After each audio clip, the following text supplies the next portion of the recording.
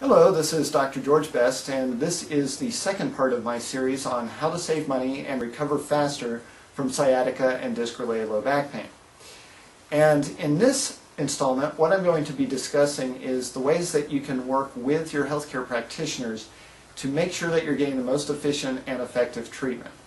And a lot of you may just kind of assume that you're, a doctor or a physical therapist or a chiropractor or whoever you're seeing is automatically going to do the most efficient and effective treatment to get you better as quickly as possible. And that's not really a safe assumption. In some cases it is, but in many cases there's a tendency to use some treatment modalities that are less than efficient and effective, and there's a couple of reasons for that.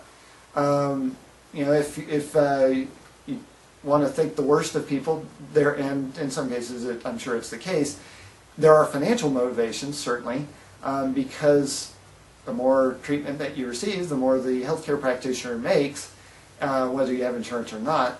And so there is that aspect of it, but in many cases it's simply a matter of the healthcare practitioner is just kind of doing something out of tradition or out the way it's always been done.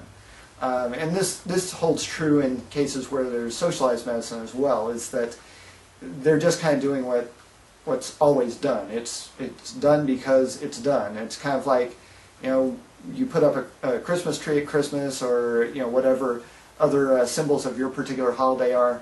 And why do you do that? Well, it's tradition. You just do that. And it's very much the same in healthcare, is that if you go in to a doctor or a physical therapist, a lot of times they're going to do treatments that have just always been done. And in particular, what I want to talk about is what are called passive therapies or passive treatments.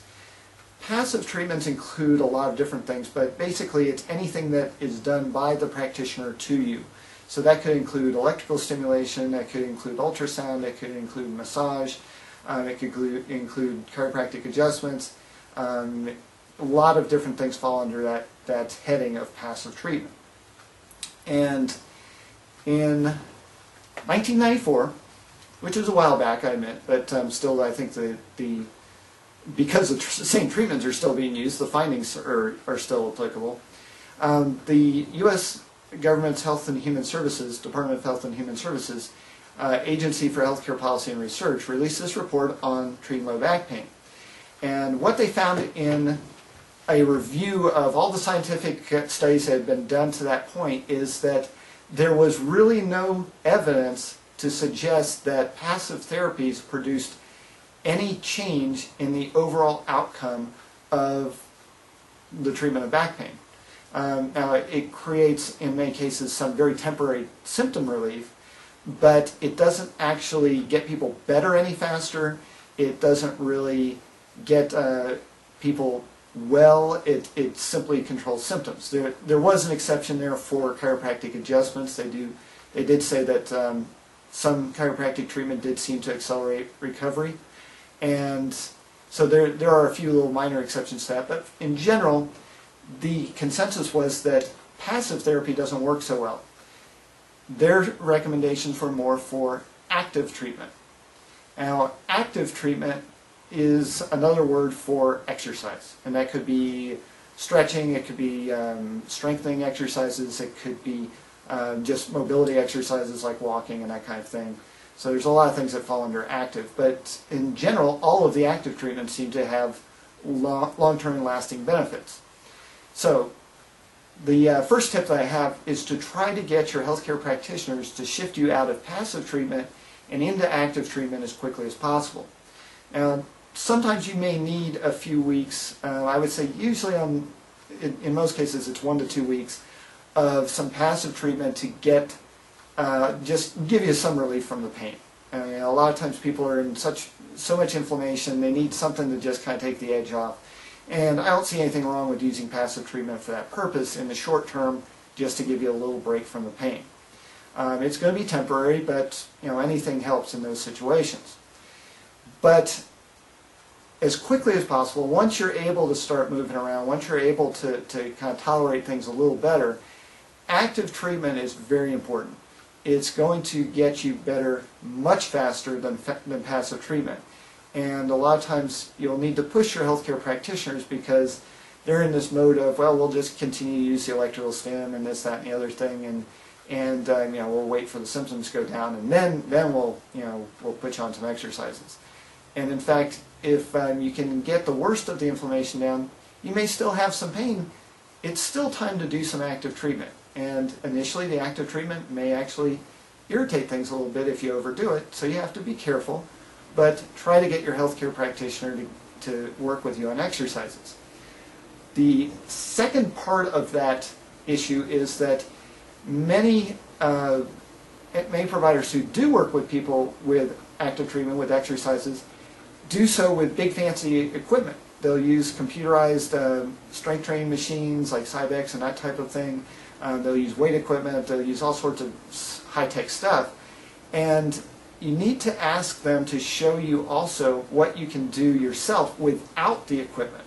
Because for exercises to be effective in the long run, you kind of have to keep doing them. It's one of those things that if you do the exercises just till the pain goes away, then when you stop doing exercises, all of the benefits that you get from it gradually go away.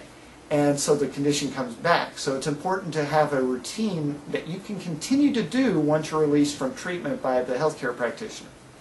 So if you're working out on high-tech equipment that you're not going to have access to, make sure that they're also going to work with you on what you need to do to work with it at home without anything special. The information I have in my ebooks, on my websites, and on some of the other videos here on YouTube will also help you in that regard. But if you're working with a healthcare practitioner, it's always good to get their input and make sure that you know exactly what to do and how to do it. So that's the tips I have on getting the most out of professional treatment. Now there is one other thing that I want to mention, and that is if you're on a work comp claim or on a personal injury lawsuit type of situation where somebody else is paying the bill, and there's sometimes some things that go on in those particular industries that could make your healthcare practitioner a little less dedicated to helping you. And it's not so much they're less dedicated to helping you, they're less dedicated to helping you get better quickly. And the reason why is that many people who are in those situations, the patients are coming in and let's say they're on work comp and they don't really want to get better and go back to work. They like being off work. And then you have people who are in car accident cases and the attorney's saying, hey, we need to run up this bill, so don't rush getting better. We need to get those bills up. So doctors and physical therapists who work with people in those particular categories a lot of times kind of get jaded, and they just kind of assume that you're not really all that anxious to get better. They're going to do what they do, but they're a lot of times not really all that concerned about getting you better as quickly as possible because they don't think you're concerned about getting better as quickly as possible. So what I recommend is if you happen to fall into that category and you are dedicated to getting better as quickly as possible, take the practitioner aside and say, look, I understand how things work in this industry, but I got a life to live. There's stuff I want to do. I want to get better as quickly as possible. Can you help me do that? And most of the time they'll be excited to actually work with somebody who wants to get better. So, open that line of communication and let them know that you do want to get better as quickly as you can. So this concludes my second installment in this video series. In the next installment, I'll be covering the additional tips for things you can do on your own to get better as fast as you can, and also not have to spend a lot of money on getting better. So this is Dr. George Best. I'm signing off for now. Thanks for watching.